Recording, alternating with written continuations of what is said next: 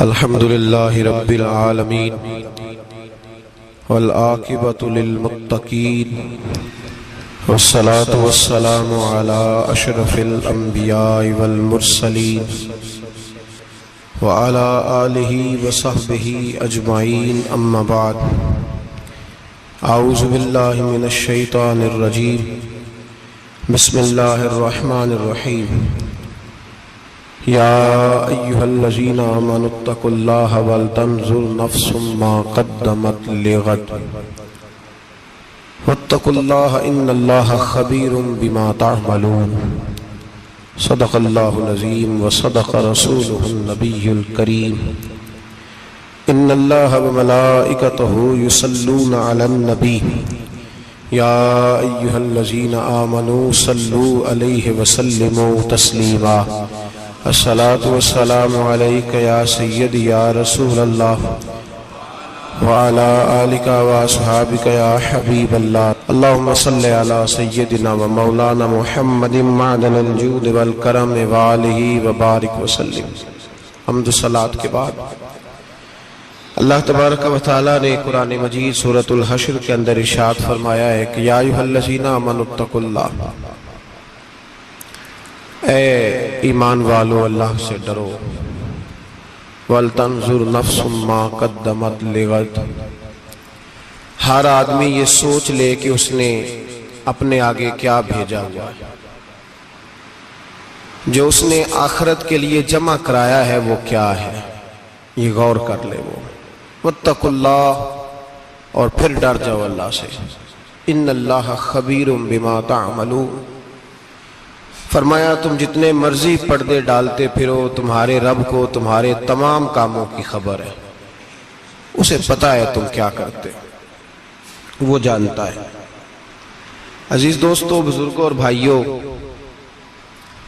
قرآن مجید نے دو چیزوں پر بڑا زور دیا ہے، ایک اللہ کو ماننا، اور اللہ کو ماننے کا مطلب ہے نبی پاک کو بھی ماننا، اللہ کو ماننے کا مطلب ہے کتابوں کو بھی ماننا، قرآن پاک کو بھی ماننا۔ لیکن دو باتیں آپ کو زیادہ ملیں گی، ایک ایمان، اور اس کے بعد سب سے زیادہ زور ہے ایمان بالآخرت پر، آخرت کو مانو۔ وَمِنَ النَّاسِ مَن يَقُولُ آمَنَّا بِاللَّهِ وَبِالْيَوْمِ الْآخِرِ وَمَا هُمْ بِمُؤْمِنِينَ، اللہ فرماتے ہیں کچھ لوگوں کا دعویٰ ہے کہ ہم اللہ اور آخرت پر ایمان رکھتے ہیں، حالانکہ وہ ایمان نہیں رکھتے، دعویٰ کرتے ہیں، نفاق کا مظاہرہ کرتے ہیں، منافقت کرتے ہیں۔ جو اللہ کو ماننے والا ہوتا ہے اس کا رنگ اور ہوتا ہے، جس کو پتہ ہوتا ہے قیامت کے دن اللہ کے حضور کھڑے ہونا ہے، اس کے اعمال یہ نہیں مانتے، کہتے ہیں ہم مانتے ہیں، پر مانتے، دعویٰ ہے کہ ہم مانتے ہیں آخرت کو بھی اور اللہ کو بھی، پر نہیں مانتے۔ قیامت قائم ہونا ضروری ہے، اگر وقوع قیامت نہ ہو تو ظالم کی تو موجیں لگ گئیں، جابر تو موج کرے گا، فاسق اور فاجر تو کہیں گے دنیا میں بھی ہم اپنے اقتدار کے زور پر جیتے رہے، آج بھی ہمیں پوچھنے والا کوئی نہیں۔ عقلاً نقلاً قیامت کا قائم ہونا ضروری ہے، قیامت قائم ہوگی تو مظلوم کو اس کے ظلم پر داد رسی کی جائے گی اور ظالم کو سزا ملے گی۔ ایک آدمی ساری زندگی دنیا کے اندر لوٹ مار کرتا رہا، دھوکہ فریب فراڈ کرتا رہا، اس کی راتیں شراب و کباب میں گزر گئیں، وہ مرے اور بات ختم ہو گئی، ٹھیک ہے موج کر کے چلا گیا۔ ایک آدمی ساری زندگی اس نے اللہ تبارک و تعالیٰ کی رضا کے لیے اپنی نظر کی حفاظت کی، زبان کی حفاظت کی، یہاں تک کہ دل کی بھی حفاظت کی، وہ بھی مرے تو معاملہ ختم ہو گیا۔ اس طرح تو پھر سرکش کا کچھ بنے گا ہی نہیں، نظام زندگی ساری اس کی سوچ ختم ہو کے رہ جائے گی اگر قیامت قائم نہیں ہوتی۔ قیامت کا قائم ہونا حق ہے، اس لیے قرآن مجید نے ایک جگہ پہ نہیں 20 جگہ پہ یہ بیان فرمایا ہے کہ قیامت ضرور قائم ہوگی، قیامت، اور وہ قائم ہو کر اپنے سارے لوازمات سمیت قائم ہوگی۔ میرے نبی پاک صلی اللہ علیہ وسلم نے فرمایا مظلوم کو حق ملے گا، ظالم کو سزا ملے گی۔ جابر اس دن اللہ کی بارگاہ میں رسوا کیے جائیں گے، جن پر جبر کرتے رہے انہیں اللہ کے حضور سے عطا کیا جائے گا۔ قیامت کا وقوع ہونا ضروری ہے، اور قیامت تو جب قائم ہوگی تب ہوگی، دنیا میں بھی ایسا ہوتا ہے۔ ظلم کا انجام ٹھیک نہیں ہوتا، جبر کا انجام، جھوٹ کی زندگی لمبی نہیں ہوتی، دھوکے، فریب، فراڈ، ملمہ سازی، ان چیزوں کی عمریں اللہ نے تھوڑی رکھی ہیں۔ وقتی طور پر ظالم کو، دھوکے باز کو، جابر کو جو مہلت ملتی ہے وہ سمجھتا ہے میری سیاست کام کر رہی ہے، وہ سمجھتا ہے میں بڑا دانا ہوں، بڑا چالاک ہوں، دیکھ لو اتنے ظلم کے، جبر کے، دھوکے کے باوجود بنا ہوا ہوں۔ حالانکہ اللہ کی طرف سے اسے مہلت ملتی ہے، اور بڑا ہی مہربان ہے، مہلت اس طرح دیتا ہے کہ میرے نبی پاک علیہ السلام نے فرمایا جب میرا مسلمان نیکی کرتا ہے تو اللہ فرشتوں سے فرماتا ہے 70 گنا بڑھا کے لکھ لو اس کی نیکی، 70 گنا۔ اور جب گناہ کرتا ہے تو اللہ فرماتا ہے ٹھہر جاؤ ابھی لکھنا نہ، اسے ٹائم دو۔ یا اللہ کتنا؟ فرمایا 24 گھنٹے تو دو، ہو سکتا ہے توبہ کر لے، یہ اس کی مہربانی ہے۔ اب وہ جو اللہ نے مہلت دی ہے نا کہ شاید توبہ کر لے، لوگ سمجھتے ہیں میری چالاکی کی وجہ سے نظام سیٹ چل رہا ہے، میں بڑا تیز ہوں، 2 4 5 باتیں بولتا ہوں سب صحیح ہو جاتا ہے۔ لوگ اس کو اپنی دانائی سمجھ لیتے ہیں، حالانکہ وہ اللہ کی طرف سے۔ فرعون نے کئی 100 سال حکومت کی، اور اس طرح اس نے ظلم کیے کہ لاکھوں اور ہزاروں بچے قتل ہی کرا دیے، 12,000 عورتوں کے پیٹ میں حمل تھا اس نے ضائع کرا دیا۔ جب حضرت موسیٰ علیہ السلام اپنی قوم کو لے کے نکلے، رستے میں دریا آ گیا، فرعون پیچھے لگا ہوا تھا، وَإِذْ فَرَقْنَا بِكُمُ الْبَحْرَ فَأَنْجَيْنَاكُمْ، اللہ فرماتے ہیں تمہارے لیے میں نے دریا کو پھاڑا اور تمہیں نجات دے دی، وَأَغْرَقْنَا آلَ فِرْعَوْنَ، اور فرعون کو غرق کر دیا، وَأَنْتُمْ تَنْظُرُونَ، تم کھڑے دیکھ رہے تھے۔ اب جب حضرت موسیٰ دریا کے کنارے پہنچے تو فرعون بھی پیچھے آیا۔ فرعون لوگوں سے کہا کرتا تھا کہ میں کہتا ہوں تو دریا چلتا ہے، میں کہتا ہوں تو ہوائیں آتی ہیں، میرے حکم کے پابند ہیں سارے۔ جاگ رہے ہیں نا آپ حضرات، غور فرمائیے گا بات پر۔ دعویٰ تھا اس کا کہ میں کہتا ہوں تو نظام زندگی چلتا ہے۔ اب جب دریا کے کنارے پہنچی حضرت موسیٰ علیہ السلام تو اللہ نے حکم دیا کہ آپ عصا ماریں۔ جناب موسیٰ نے عصا مارا، 12 رستے بن گئے۔ اب حضرت موسیٰ کی قوم گزر رہی تھی تو فرعون سے پوچھنے لگے کہ تو کہتا تھا میرے حکم سے چلتا ہے، تو وہ تو حضرت موسیٰ نے ڈنڈا مارا ہے تو رستہ بن گیا ہے۔ باز نہیں آتا انسان باز بنے بڑے ہیں اس کے پاس، بڑی دلیلیں ہیں، جھوٹ سچ بول کے اپنے آپ کو مطمئن کرتا ہے، آخر دم تک تبدیل ہونے کو تیار نہیں ہوتا، دلیلیں گھڑتا رہتا ہے، بناتا رہتا ہے، شور کرتا ہے جان بوجھ کے۔ بھئی تو کہتا تھا میرے چلانے سے چلتا ہے، تو باز ابھی بھی نہیں آیا۔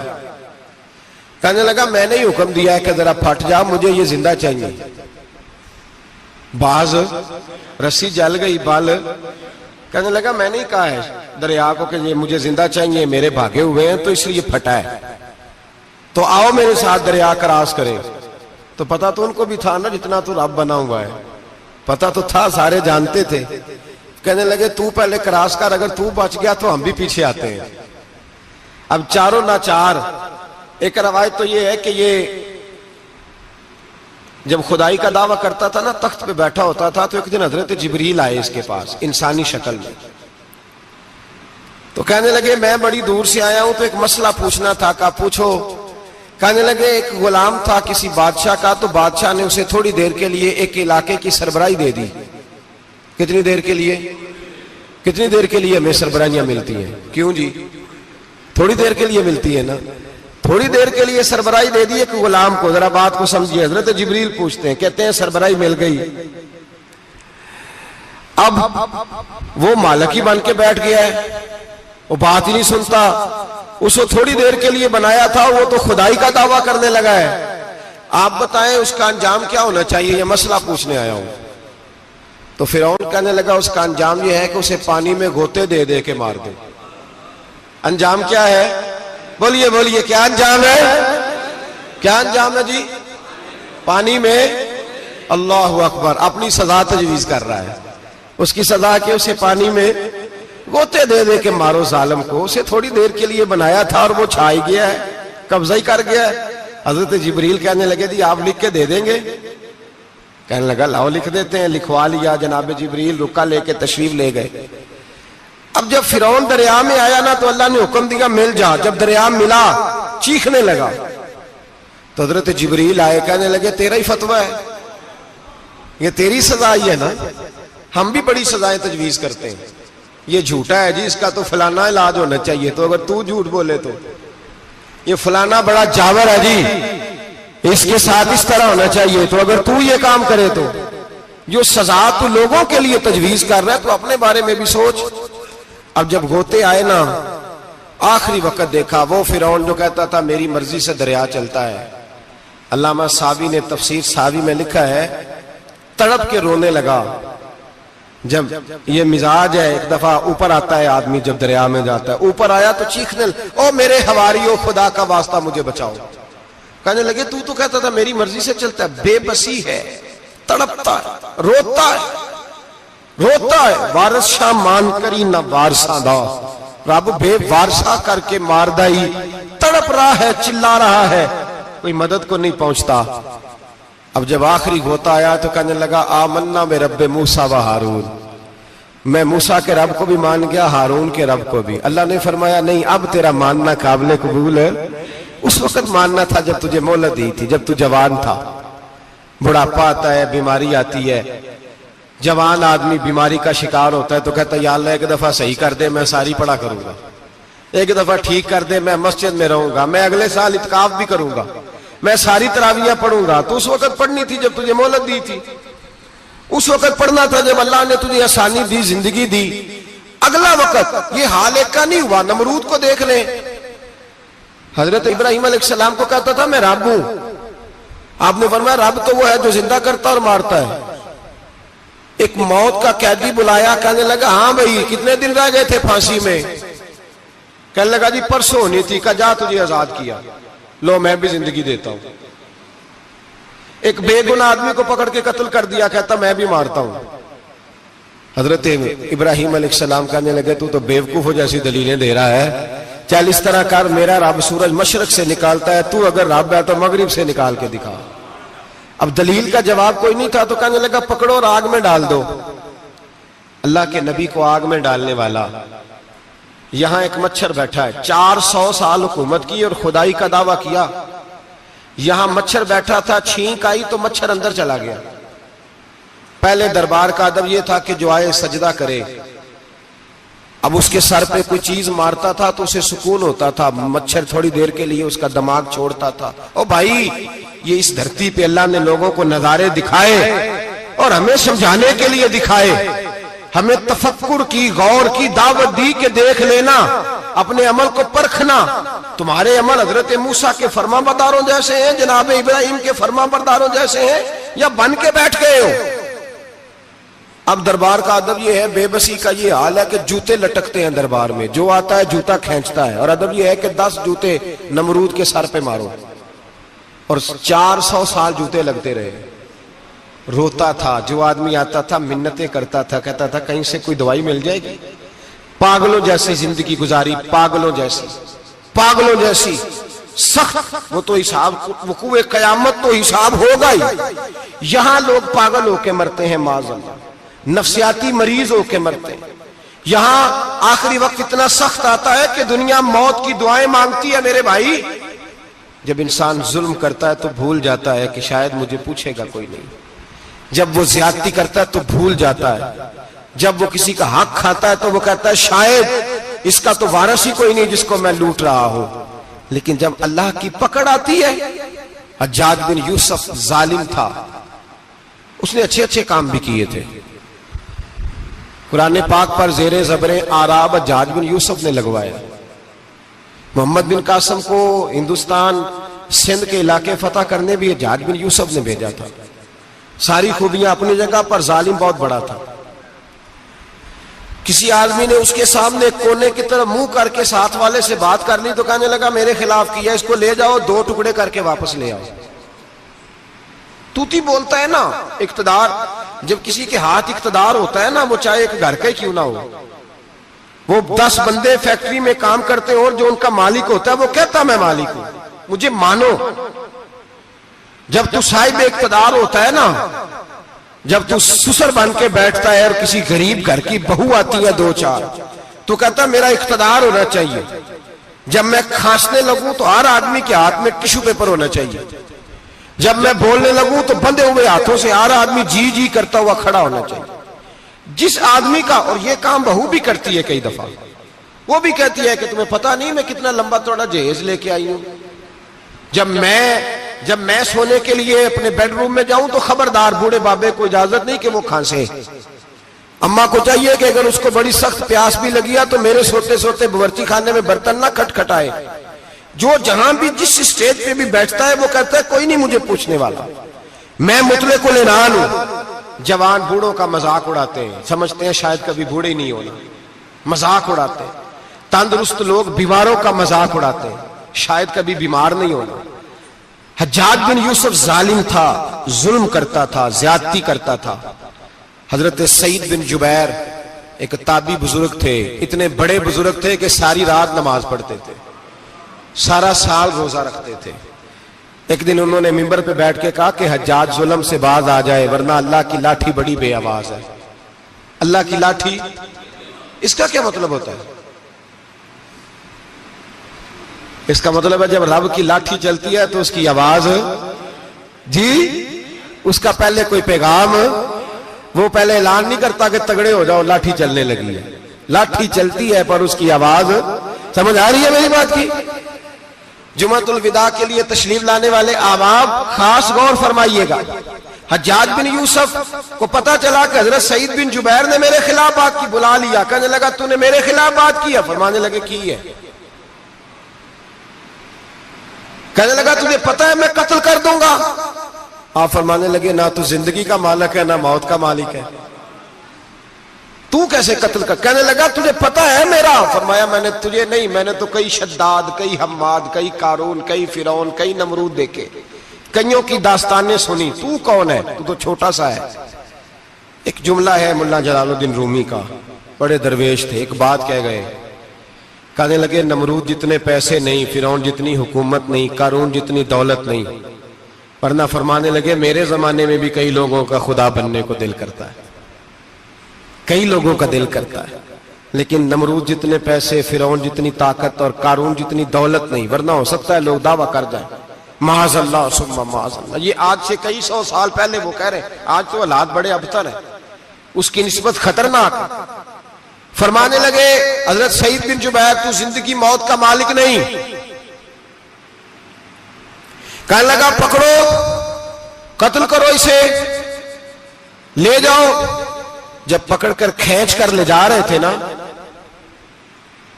تو حضرت سعید بن جبیر مسکرانے لگے۔ اب ظالم کے سامنے مسکرائے تو اس کو بڑا غصہ آیا، یہ میرا مذاق اڑاتا ہے؟ بلا لیا، ادھر آؤ، کیوں مسکرا رہے ہو، کیا ہوا؟ تو حضرت سعید بن جبیر کہنے لگے میں مسکرا رہا ہوں تیری بیوقوفی پر اور اپنے اللہ کی دی ہوئی ڈھیل پر۔ میں مسکرا رہا ہوں کہ یا اللہ کیا بات ہے، کیا تیرا شان ہے، کیسے لوگوں کو ڈھیل دی ہوئی ہے۔ میں مسکرا رہا ہوں تیری بیوقوفی پر کہ تو سمجھتا ہے شاید مجھے پوچھنے والا کوئی نہیں۔ کہنے لگا اس کو باہر نہ لے جاؤ، میرے سامنے قتل کرو۔ ٹھیک ہے جی، قتل کرنے لگے تو حضرت سعید بن جبیر نے منہ کعبے کی جانب کر لیا، انی وجہت وجہی للذی فطر السماوات والارض حنیفا وما انا من المشرکین۔ جب آپ نے یہ آیتیں پڑھی نا کہ میں نے منہ کر لیا ہے اپنے رب کی جانب، کرو مجھے قتل، کہنے لگا نہیں نہیں، اس کا منہ پھیرو، کعبے کی طرف ہو کے قتل نہ ہو، ہے ظالم پر پاگل ہو گیا ہے۔ حضرت سعید بن جبیر کے حوصلے نے شکست دے دی، ناکام ہو گیا، مخبوط الحواس ہو، کہنے لگا اس کا منہ پھیر دو۔ جب کعبے سے پھیرا تو آپ فرمانے لگے للہ المشرق والمغرب فإنما تولى فثم وجه اللہ۔ اللہ فرماتا ہے تو مشرق اور مغرب سارا ہی اللہ کا ہے، جدھر بھی منہ کرو گے ادھر اللہ ہی اللہ ہے، جدھر بھی منہ کرو گے ادھر اللہ ہی اللہ ہے، چاروں جانب۔ پھیر دے جدھر منہ پھیرنا ہے، تو نے پھیر دیا منہ۔ حضرت سعید بن جبیر کے گلے پہ خنجر رکھا تو آپ نے ہاتھ اٹھائے، کہنے لگے اے اللہ میرے بعد اسے کسی اور پر مسلط نہ کرنا، میرے بعد کسی اور پر مسلط نہ، بس میں آخری ہوں۔ جب آپ ذبح ہوئے تو اتنا خون نکلا کہ لوگ کہتے ہیں جتنا اونٹ کے وجود سے نکلتا ہے، تر ہو گیا سارا اس کا دربار۔ ایک سمجھدار آدمی کو بلا کے کہنے لگا اتنا خون میں نے بڑے بندے قتل کرائے ہیں پر اتنا خون نہیں نکلا۔ تو وہ کہنے لگے لوگ مر جاتے، مرتے وقت ڈر جاتے ہیں، سہم جاتے ہیں، خون سکڑ جاتا ہے، لگتا ہے یہ شخص جب دنیا سے گیا ہے تو ڈٹ کے گیا ہے، یہ ڈٹ کے گیا ہے دنیا سے۔ حجاج بن یوسف رات کو سویا تو تڑپ کے اٹھا، کیا ہوا؟ گھر والے کہنے لگے کیا ہوا؟ کہنے لگے سعید بن جبیر خواب میں آئے اور کہتے ہیں اٹھ مجھے بتا تو نے مجھے کیوں قتل کیا، بتا کیوں مارا؟ اگلی رات پھر سویا تو وہی خواب، پھر سویا تو وہی خواب۔ گناہ نفسیاتی مریض بنا دیتا ہے، ظلم تجھے مخبوط الحواس کر دیتا ہے۔ جب تو زیادتی کرتا ہے تو اللہ فرماتے ہیں کہ تو اللہ کو بھولتا ہے، اللہ تجھے اپنا آپ بھلا دیتا ہے، پھر تو بھول جاتا ہے، پھر تو سیدھے رستے پہ چلتا ہے پر بھٹک جاتا ہے، پھر تو صحیح رستوں کا تعین کر کے بھی گمراہ ہوتا ہے، پھر تو روز وہی گاڑی چلاتا ہے پر اب جب تو بریک لگاتا ہے تو نہیں لگتی۔ جب گناہوں کے ساتھ تو مخبوط الحواس ہوتا ہے تو روز وہ کاروبار کرتا ہے، لیکن جب تیرے گناہ تجھے گھیر لیتے ہیں پھر اسی کاروبار میں تو نقصان اٹھاتا ہے۔ حجاج بن یوسف تڑپتا ہے، روتا ہے، یہاں تک کہ بیمار ہو گیا، پیٹ میں درد ہوتی ہے، پتہ نہیں کیا ہوا، تکلیف ہوتی ہے، پتہ نہیں، سارے حکیم، طبیب، ڈاکٹر کوئی نہ سمجھ سکا کہ بیماری کیا ہے۔ جو بیماریاں خدائی ہوتی ہیں ان کا لوگوں کو پتا، جو آزمائشیں رب کی جانب سے ہوتی ہیں وہ ڈاکٹروں کے ہتھے نہیں چڑھتی، جو تکلیفیں اللہ دیتا ہے ان کا حکیم طبیب علاج نہیں کر پاتے، مشکل، اور شفا اسی وقت ہوتی ہے جب اللہ دینا چاہے، اور جب رب ہی دینا نہ چاہے تو بڑے بڑے ڈاکٹر کہتے ہیں کہ ہمارے بس کی بات نہیں رہی۔ بغداد سے حکیم آئے، پیٹ دیکھا، کہنے لگے نہ تیرے معدے میں کوئی دقت ہے، نہ تیرے جگر میں، نہ کسی اور جگہ، ماجرا کیا ہے؟ ایک آخری علاج ہے، آخری، وہ کیا؟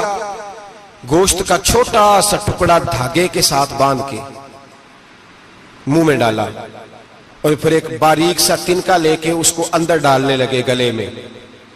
وہ گوشت کا ٹکڑا جب حلق کے اندر اتر گیا، اس حکیم نے واپس کھینچا تو کیسے ایسی بدبو آئی جیسی کبھی سونگی نہ تھی۔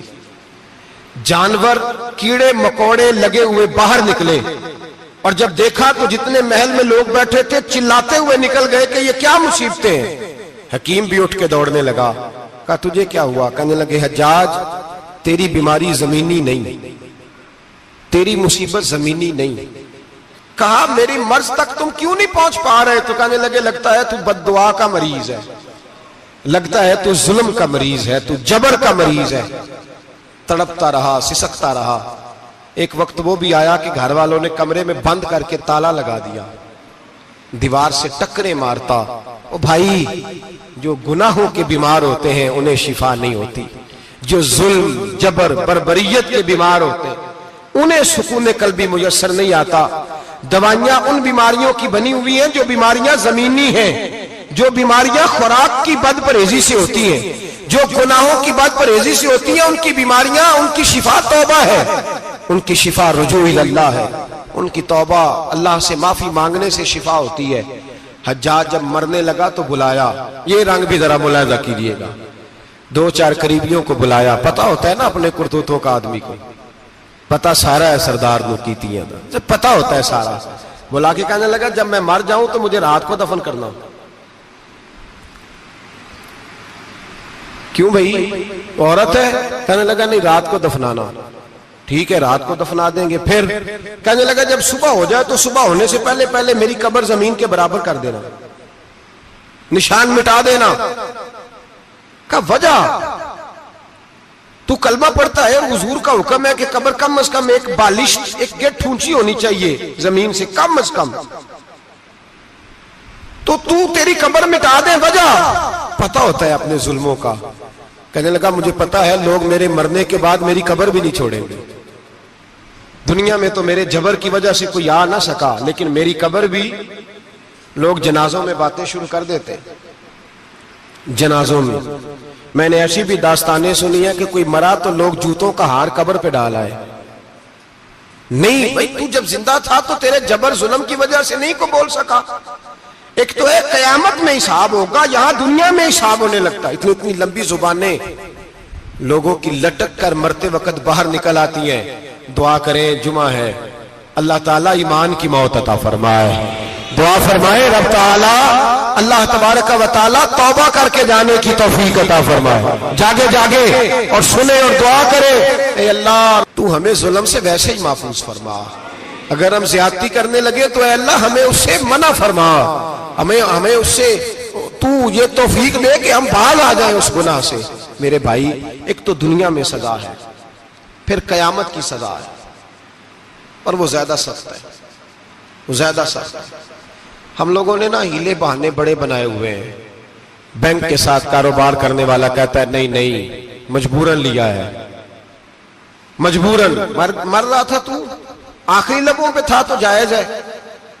جائز ہے. اس وقت جب تجھے کھانے کو لقمہ نہ لگے تو حرام کھانا بھی جائز ہے. کیا دقت تھی؟ کیوں اللہ رسول کے مقابلے میں کھڑا ہوا تو؟ کیوں سود کا دھندا کیا؟ کیا تکلیف تھی؟ کہاں تو الجھ گیا تھا؟ ہم جان بوجھ کے اپنے لیے جہنم کٹھی کرتے ہیں، پھر کہتے ہیں سکون نہیں زندگی میں. کہاں سکون آئے گا؟ کیسے آئے گا؟ ہم نے خود آگ لگائی ہے چمن میں اپنے. جو قیامت کی سزا ہے، میرے نبی پاک علیہ السلام نے فرمایا رب تمہیں سامنے کھڑا کرے گا. اور کس طرح کھڑا کرے گا؟ فرمایا لوگوں کے وجود سے کپڑے اتر جائیں گے. زمین اس طرح دہکے گی جس طرح تانبا زمین پہ رکھا جائے اور آگ جلائی جائے.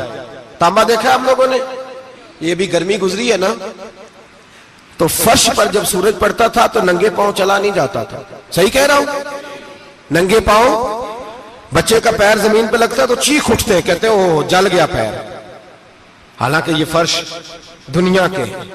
اور اگر تانبے کے اندر خاصیت ہے کہ اگر کوئی دھات جلدی اور زیادہ گرم ہوتی ہے تو وہ تانبا ہے. میرے نبی نے مثال دی تو اس کی دی جو سخت تھا. فرمایا تانبے کی طرح زمین تپائی جائے گی اور پھر ننگے پاؤں رب تمہیں کھڑا کرے گا. آج سورج کی پشت تمہاری جانب ہے، قیامت میں منہ تمہاری جانب ہوگا. نیزہ آپ نے دیکھا ہوگا، نیزہ ہوتا تھا. فرمایا یہ جو تم نیزے دیکھتے ہو صرف 1.25 نیزے کے برابر سورج قریب آ جائے گا اور پھر اللہ تمہیں سامنے کھڑا کر کے تم سے سوال جواب کرے گا. اور حضور نے کہہ دیا ہے تو اب کسی نعت خواں کے کہنے سے بات بدل سکتی، کسی پیر کے کہنے سے جملہ بدل سکتا، کسی خطیب کے کہنے سے فکر نہ کرنا وہ سامنے جنت پڑی ہے، اب بات بدل سکتی. خدا کی رحمت پر بھروسہ رکھنا ضروری ہے، نبی پاک کی شفاعت کی امید رکھنا. بولیے. لیکن جو حضور نے بیان کیا ہے اس کو ماننا بھی یہ بھی ضروری ہے. میرے نبی پاک نے فرمایا اللہ تم سے حساب لے گا اور اللہ پوچھے گا، تم نے جواب دینا ہے. حضور کس شے کا؟ فرمایا جو پہنتے ہو اس کا جواب نہیں دینا، جو کھاتے ہو اس کا جواب نہیں دینا، جو اللہ کے راستے میں دیتے ہو اس کا جواب، باقی ہر شے کا جواب دینا ہے. ادھر جو پلاٹ ہے اس کا بھی جواب دینا ہے، اور وہ جو بچوں کو پیسے بتائے ان کا بھی جواب دینا ہے، جو چھپائے ہیں ان کا بھی. ثم لتسألن یومئذ عن النعیم. جو کمیٹی اپنے محلے میں ڈالی ہے اس کا بھی جواب دینا ہے، جو سسرال کے علاقے میں ابا جی سے چوری ڈالی ہوئی ہے اس کا جواب بھی، سب کا جواب دینا ہے. تمام حساب کتاب. اور اللہ فرماتے ہیں میں سامنے کھڑا کر کے ہر سوال کا تجھے ہر سوال کا جواب. صاحب اچھا یہ جو بڑے لوگ تھے وہ حساب سے ڈرتے تھے، ہم چھوٹے لوگ ہیں ہم حساب سے ہم نہیں ڈرتے، ہم کہتے ہیں دیکھی جائے گی. بڑے لوگ جو تھے وہ حساب سے. حضرت ابو بکر صدیق دعا کرایا کرتے تھے، دعا کرو اللہ مجھ سے حساب نہ پوچھے. حضرت عمر فاروق رضی اللہ تعالیٰ عنہ اپنے بیٹے سے کہتے تھے بیٹا اپنے باپ کے لیے رحمت کی دعا کرنا، میں درگزر والا ہوں، میں حساب والا کوئی نہیں. بڑے لوگ ڈرتے تھے، بڑے لوگ. حضرت عثمان غنی قبر پہ کھڑے ہوتے تھے تو داڑھی آنسوؤں سے بھیگ جاتی.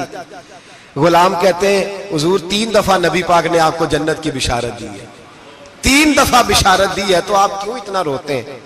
عثمان غنی فرماتے جس رسول نے مجھے جنتی کہا ہے اسی محبوب نے مجھے فرمایا تھا عثمان قبر آخرت کی منزلوں میں سے پہلی منزل ہے. اور آپ فرماتے میرے تو کمرے میں دیا گل ہو جائے تو مجھے ڈر لگتا ہے، اس میں تو مکمل اندھیرا ہے. آپ فرماتے کھڑکیاں بند ہو تو دم گھٹنے لگتا ہے، اس کو تو دروازہ ہی کوئی نہیں، روشن دان تک نہیں. بھائی جو بڑے تھے وہ ڈر رہے تھے. مولا علی شیر خدا نماز کا وضو کر کے کانپتے تھے، کانپتے. علی آپ مرحب کے سامنے نہیں کانپے، خیبر کا دروازہ اکھاڑتے نہیں کانپے، بدر احد خندق حنین اور خیبر میں نہیں کانپے، تو یہاں آپ فرمانے لگے مالک کے سامنے جاتے ہوئے ڈر آتا ہے. بڑے لوگ کانپتے تھے، بڑے لوگ. آج کون سا جمعہ ہے؟ سارے بولیے. حالانکہ یہ اگلے سال دوبارہ آئے گا، ہمارا نہیں پتا کہ ہم ودا ہو جائیں کہ کیا بنے. یہ کون سا جمعہ ہے؟ آیا جمعۃ الوداع، آئے ہم پڑھیں. آج ایک فکر لے کر کے جانا، ایک سوچ. جہاں روز رات کو بیٹے کی ٹینشن، بیٹی کی ٹینشن، بھائی کی ٹینشن، پوتے کی ٹینشن ہوتی ہے نا، ایک ٹینشن اور اپنے آج ایک ٹینشن بڑھا لو، قبر کی ٹینشن پیدا کر لو، قیامت کی تھوڑی سی فکر کر لو، تھوڑی سی ایک لمحے کے لیے صحیح تھوڑا خیال پیدا کرے. حضرت حسن بصری نام سنا ہوا ہے نا، یہ حضرت علی کے شاگرد ہیں. نبی پاک کے گھر میں آ جاتے تھے کئی دفعہ، بچے تھے جب. حضرت حسن بصری تابعی ہیں. فرماتے خانہ کعبہ میں عمرہ کرنے گیا، طواف کعبہ کر رہا تھا تو بڑا عجیب منظر ہوا. رات کی تنہائی ہوئی. اس وقت کئی دفعہ طواف بند بھی ہوتا تھا، اس لیے کہ رش کم ہوتا تھا تو رات کو سب سو جاتے. کہتے رات ذرا گہری ہوئی تو لوگ اپنا اپنا خیمہ لے کے جاتے تھے. اب تو ہوٹل ہے نا تو خیمے لگتے تھے، لوگ خیمہ لے کے جاتے تھے، جہاں جگہ ملتی تھی خیمہ لگا کے رہتے تھے. فرماتے میں رات کو سویا خیمے میں،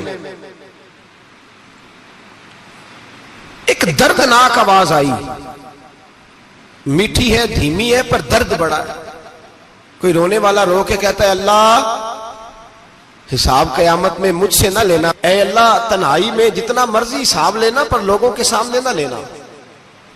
اور پھر کہتا ہے اللہ فضل تو تب کرے جب تو میرا حساب پوچھے ہی نہ. پھر چند منٹ گزرے تو پھر وہ رونے لگا. میرے کانوں میں آواز آئی، کہنے لگا اے اللہ حساب تو ان کا لیا جاتا ہے جو حساب کے قابل ہوتے ہیں. اعلیٰ حضرت کہتے ہیں نا رضا سے تو کیا حساب لے گا، رضا بھی کسی حساب میں ہے. اے اللہ میں قابل نہیں، مجھ سے حساب نہ لینا. کہتے تھوڑی دیر گزری تو پھر وہ رونے لگا. پھر ذرا سانس سنبھلے تو پھر کہنے لگا اے اللہ میں تو لوگوں کو کوئی بندہ حساب پوچھ لے تو نہیں دے سکتا، میں تجھے کیسے حساب دوں گا. پھر تڑپنے لگا. کہتے تھوڑی دیر گزری تو پھر ایک لفظ انہوں نے کہے رونے والے نے، کہنے لگے اللہ دیکھ تیرے محبوب کا فرمان ہے جو معافی مانگے تو اسے معاف کر دیا کرتا ہے. اے اللہ میں معافی مانگنے آیا ہوں اور مسجد نہیں آیا، میں کعبۃ اللہ ہی آ گیا ہوں. کہتے ہیں وہ اتنا روئے کہ چیخ آئی ان کی، اور جب دھڑام سے کوئی زمین پہ گرا تو میں پریشان ہوا کہ اب تو بے ہوش ہو گیا. فرماتے ہیں میں زور سے اٹھا فٹافٹ اور اس شخص کی طرف بڑھا. میرے دل میں خیال ہے کوئی گناہگار ہے بیچارہ، تو چلو میں بھی دعا کرتا ہوں، اس کو کہتا ہوں بیٹے فکر نہ کر، اللہ تیری مدد کرے گا. فرماتے میں گیا اس نیت کے ساتھ کہ میں کہوں گا چلو اٹھو تم بھی دعا کرو، میں بھی کرتا ہوں، اللہ ہم سے حساب نہ پوچھے. کہتے میں گیا تو وہ شخصیت بے ہوش پڑی تھی، کالے سیاہ بال ان کے چہرے پہ بکھرے ہوئے تھے. کہتے لوگوں جب میں نے زلفیں ہٹائیں چہرے سے تو میرا وجود کانپنے لگا آسمان ٹوٹ پڑے گا، زمین پھٹ جائے گی، ستارے بکھر جائیں گے، آج بہ جائیں گے سمندر. فرماتے میری چیخیں نکل گئی. یہ کوئی گناہگار تو نہیں، یہ تو حضرت فاطمہ کے پوتے امام زین العابدین ہے، یہ تو امام حسین کا وہ بیٹا ہے جو کربلا میں تنہا بچے تھے. فرماتے میں امام کا چہرہ دیکھا تو بھاگ کے آیا اور میں نے اپنی داڑھی ان کے پیروں کے ساتھ مس کی اور میں نے کہا حضور اٹھئے. امام اٹھے تو میں نے کہا شہزادے تیرے تو اشارے سے اللہ کئی گناہگاروں کو بخشے گا، تیری تو دعا سے اللہ بخشے گا، یہ کیا کر رہے ہو؟ تو امام زین العابدین کہنے لگے حسن بصری ادھر آ یار، ادھر آؤ بزرگو، میرے دادا کے پاس رہنے والے ہو، میں نے آج ہی سنا ہے کہ اس کا عذاب بڑا سخت ہے، آؤ میرے لیے دعا کرو, اللہ پاک مجھ سے حساب نہ پوچھے. کہا حضور نہ کریں. اب فرمانے لگے تجھے نہیں پتا کچھ چیزیں ایسی ہیں کہ رب نے اگر حساب پوچھا تو میں واقعی جواب نہیں دے پاؤں گا, چل کر میرے لیے دعا. کہتے میں نے ہاتھ باندھے, حضور میں نہیں کرتا, اٹھا کہہ. فرماتے میں نے ہاتھ اٹھائے, میں نے کہا اے اللہ تیرے رسول کا شہزادہ ہے, یہ تیرے رسول کا شہزادہ ہے, یہ کہہ رہا ہے تو فضل کر. وہ بھائی جو بڑے تھے وہ تو تڑپتے تھے, سسکتے تھے. ابو علی ہیتی کہتے خانہ کعبہ میں پتھر پہ سر رگڑ رگڑ کے کوئی بوڑھا کہہ رہا تھا اے اللہ اول تو حساب نہ لینا, اور اگر لینا تو مجھے اندھا کر کے اٹھانا, میں تیرے نیک بندوں کے سامنے شرمندہ نہیں. اقبال رو پڑے. اقبال کچھ لوگوں نے لکھا ہے یہ آخری ربائی ہے ڈاکٹر اقبال کی, آخری. اس کے بعد شاید اس نے کلام نے, کچھ سیرت نگاروں کا خیال ہے. اقبال مدینے کی طرف منہ کر کے کہنے لگے تو غنی از ہر دو عالم من فقیر, اللہ تو غنی ہے میں تو فقیر ہوں.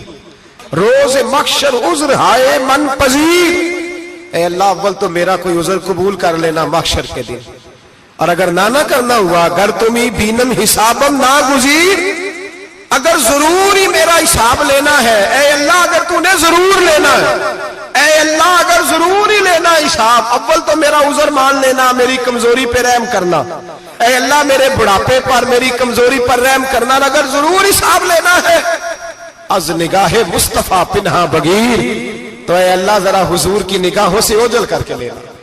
اے اللہ مجھے شرم آئے گی. میرے مصطفیٰ کریم فرمائیں گے میں تو تجھے ہر بات سمجھا کے آیا, ایک جگہ تیری رہنمائی کر کے آیا, تو کیسے عمل کما, ذرا اوجھل کر کے از نگاہ مصطفیٰ پنہا بغیر, ذرا حضور کی آنکھوں سے اوجھل کر کے سائیڈ پہ کر کے لینا, میں برداشت نہیں کر پاؤں گا. حضرت ابو علی ہیتی کہتے ہیں بابے نے سر رکھا ہوا ہے اور کہتے ہیں اللہ مجھے اندھا کر کے اٹھانا. فرماتے میں گیا, میں نے کہا چلو میں دعا کرتا ہوں جا کے. فرماتے جب میں نے جا کے بزرگوں کی کمر پہ ہاتھ رکھا, ان کا چہرہ دیکھا تو یہ کوئی گناہگار تو نہیں, یہ تو بغداد کے پیر عبد القادر جیلانی ہے, یہ تو محبوب سبحانی غوث سمدانی ہے, یہ تو وہ شخص ہے جو قدم لگائے تو اللہ ولایت عطا کرتا ہے. جو بڑے تھے وہ ڈر رہے تھے. معین الملت والدین عطائے رسول ہند الولی غریب نواز حضرت خواجہ معین الدین اجمیری رحمت اللہ علیہ, خواجہ قطب الدین بختیار کاکی کو تنہائی میں بلا کے کہنے لگے معین الدین سید زادہ ہے, معین الدین حضور کے خاندان میں پیدا ہوا ہے, معین الدین سے اس کے پیر کو بڑی امیدیں تھیں. معین الدین کو رسول پاک نے ہندوستان بھیجا تھا, پر قطب الدین یار معین الدین تبلیغ کا حق نہیں ادا کر سکا. حضرت خواجہ قطب الدین کہنے لگے حضور 90 لاکھ تو مسلمان کر دیے, اور کیا حق تھا؟ فرمایا نہیں, جب تو تہجد کی نماز پڑھے نا بیٹا اپنے لیے دعا مانگنا تو خدا سے کہنا مولا میرے پیر کی کوتاہیاں معاف کر. وہ جس اعزاز کا تھا وہ کام نہیں کر سکتا, جو بڑے تھے ان کی تو باتیں بڑی تھی. یہ جو ہم چھوٹے آئے ہیں نا نئے, ٹکٹیں دیتے پھرتے ہیں, ٹکٹیں, بے نمازی جاہل ان پڑھ پیر ٹکٹیں بانٹتا ہے لوگوں کو, تو بھی بخشا ہے تو بھی بخشا ہے. وہ 90 لاکھ لوگوں کو رائے حق پر لگا کے بھی کہتے تھے نہیں حق تو یہ ہے کہ حق ادا نہ ہوا, حق تو یہ ہے کہ حق, کوئی شاہی پلے نہیں, ڈٹا ہوا کھڑا ہے مسلمان, ڈٹا ہوا. یہ حساب سنے. کسی نے حضرت ابو ہریرہ سے کہا کہ کوئی ایسی حدیث سناؤ جو آپ کو بھی بڑی محبوب ہو. حضرت ابو ہریرہ نے چیخ ماری, رونے لگے اور بے ہوش ہو گئے. پھر ہلایا, پانی پلایا, اٹھے, کہا حضور بات کی تھی حدیث سنائے, پھر رونے لگے. ہمیں تو نہیں نہ رونا آتا, ہمیں تو تب آتا ہے جب بیٹا بات نہ مانے, ہمیں تو تب آتا ہے جب کاروبار میں نقصان ہو جائے, ہمیں تو تب رونا آتا ہے جب ہمارا کوئی دوست ہمارے بارے میں غلط بات کر دے, بے عزتی دنیا کی ہو جائے. حضرت ابو ہریرہ 3 دفعہ ہوش آیا, 3 دفعہ روئے اور کہنے لگے عزیزو یہ وہ والی حدیث ہے کہ میں سوچتا بھی ہوں تو میں تڑپ اٹھتا ہوں. کہا کون سی حدیث؟ تو حضرت ابو ہریرہ کہنے لگے میں نے نبی پاک سے سنا ہے قیامت میں سب سے پہلے علماء کا حساب ہوگا, سب سے پہلے. علماء کا۔ رب کریم فرمائے گا تمہاری دین کے نام پر بڑی موجیں تھیں، تمہارے بڑے پوسٹر چھپتے تھے، لائنیں بنا کے لوگ تمہارے ہاتھ چومتے تھے، لوگ تمہاری گڑی کو بھی چومنا اپنے لیے سعادت سمجھتے تھے۔ بتاؤ میرے رسول کے نام پر کھانے والوں کیا کر کے آئے ہو؟ عمل بتاؤ، عمل۔ موج بڑی کی نا تم نے، بتاؤ عمل۔ علماء عالم عرض کرے گا اے اللہ میں جگہ جگہ تیرے رسول کے دین کی بات کرتا تھا، میں قرآن کے درس دیتا تھا، میں راتیں بیدار رہ کے تیاریاں کرتا تھا، میں جو بن سکا کیا۔ رب فرمائے گا نہیں، تو نے تو اس لیے کیا تھا کہ لوگ تجھے پیر صاحب کہیں، مولانا صاحب کہیں، تیرے نعرے لگائیں، تو لگے نہیں پھر تیرے نعرے؟ پھر لوگوں نے لمبے لمبے القابات پکارے نہیں تیرے؟ حضور سید عالم علیہ السلام فرماتے ہیں پہلا حساب اس کا لے گا جو عالم کہلاتا تھا۔ رب پوچھے گا تجھے طاقت دی، ہمت دی، بولنے کی صلاحیت دی، اپنے فضل سے دی، بتا کیا کما کے آیا ہے۔ حضرت ابو ہریرہ روتے ہیں، کہتے ہیں میں بھی تو حدیثیں سناتا ہوں، میں بھی تو عالم ہوں، میرے پیچھے بھی تو لوگ بھاگتے ہیں۔ لوگوں بتاؤ اگر اللہ نے ابو ہریرہ سے پوچھا تو کیا جواب دے گا؟ اللہ فرمائے گا علماء کے لیے بخاری مسلم ہے، انہیں اٹھاؤ اور جہنم میں ڈال دو۔ امام غزالی فرماتے ہیں اگر کسی عالم کو سزا ملی تو سب سے سخت عالم کو ملے گی۔ دعا فرمائیں اللہ میرے جیسے لوگوں کو ہدایت کا رستہ عطا فرمائے، اور جو کہتے ہیں سمجھتے ہیں اللہ اس پر عمل کی توفیق عطا فرمائے۔ فرمایا حضرت ابو ہریرہ نے دوسرے نمبر پر سخی اللہ کی بارگاہ میں کھڑا کیا جائے، مالدار۔ رب فرمائے گا بول، کچھ ایسے بھی تھے جن کے پاس شام کی روٹی نہیں تھی، تجھے میں نے تیری تجوری بھر کے تجھے دولت عطا کی، تجھے وراثت میں میں نے مربے دیے، جائیدادیں دی، بتا۔ وہ کچھ وہ تھے سویرے مزدوری کرنے جاتے تھے، کما کے لاتے تھے، ہزاروں روپیہ تیری بینک میں پڑا تھا، بتا کیا کیا تو نے؟ اے اللہ میں نے مسجد میں دیے، مدرسے میں دیے، 30 دن افطاریاں پکاتا رہا۔ اللہ فرمائے گا تو جھوٹ بولتا ہے، تو سارا کچھ اس لیے کرتا تھا کہ لوگ تجھے سخی کہے۔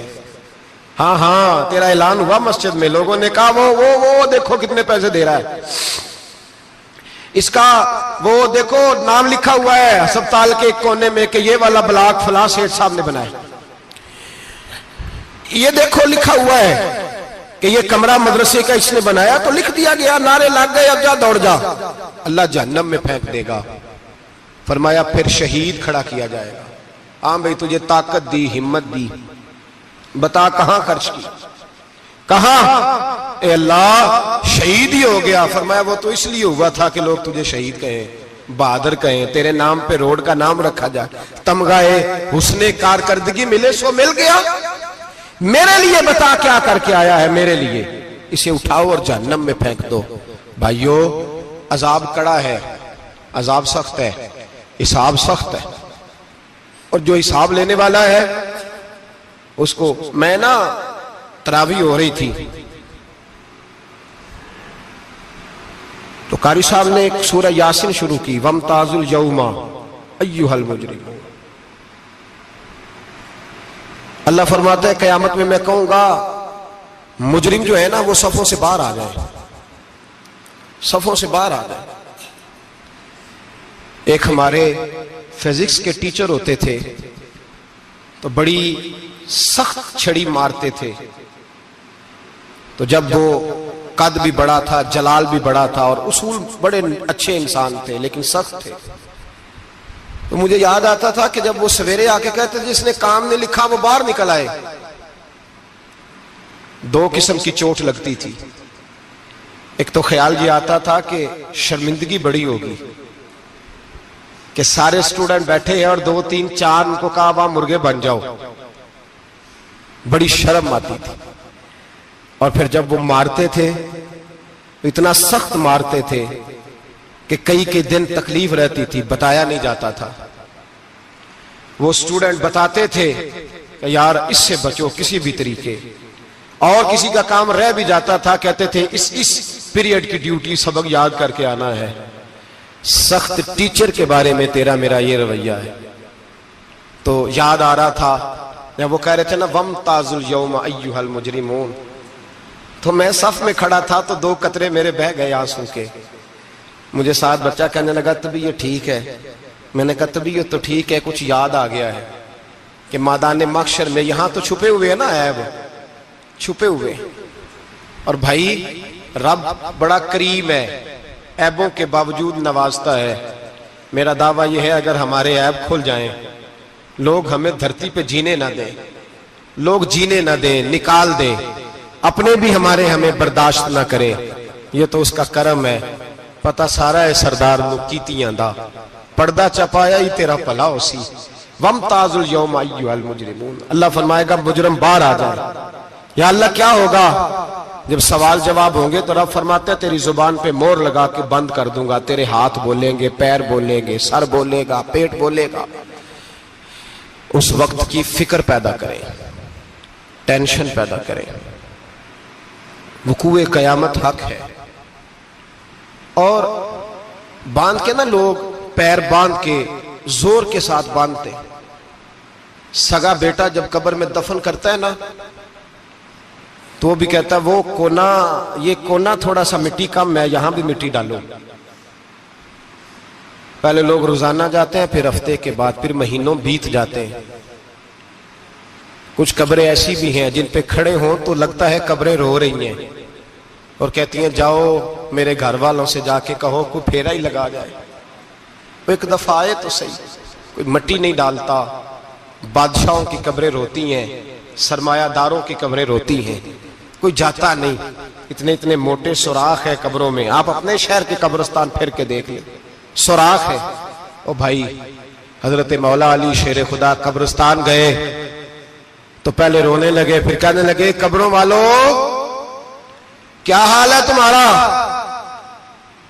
تو آپ فرماتے ہیں مردہ مجھے اندر سے بول کے کہنے لگا علی کفن پھٹ گیا، ہڈیاں ٹوٹ گئی، مال تو دے آئے تھے وارثوں کو پر حساب ہمیں دینا پڑ رہا ہے، تو بتا پیچھے کیا حالات ہیں؟ تو حضرت علی کہنے لگے تمہاری بیویوں نے اور نکاح کر لیے، تمہارے دوستوں نے نئے دوست بنا لیے، تمہاری اولادوں نے تمہارے بغیر جینا سیکھ لیا، تمہاری جائیدادیں بٹ گئیں، تمہارا پیسہ تقسیم ہو گیا۔ پہلے تو کوئی تمہارا نام لیتا تھا، اب تو تمہارا ذکر ختم ہو گیا ہے، اب تو 1-2 نسل تک تمہارا ذکر تھا، اب تو تمہیں یاد ہی کوئی نہیں کرتا۔ کہتے ہیں لوگ یہاں کوئی رہا کرتا تھا، یہاں کوئی ہوا کرتا تھا، اب تو تم قصہ پارینہ، قصہ ماضی ہو گئے۔ حساب کا وقت قریب ہے، قریب آ گیا وقت۔ اللہ فرماتے ہیں اقترب للناس حسابهم وهم فی غفلۃ معرضون، فرمایا حساب کا وقت قریب آ گیا ہے تو ابھی بھی غافل ہے۔ جمعۃ الوداع ایک پریشانی لگانے کا ارادہ تھا، بڑی پریشانیاں پالی ہیں، ایک پریشانی اور پال لو، جس کو یہ پریشانی لگ جائے اس کے عمل سنورنے لگ جاتا ہے۔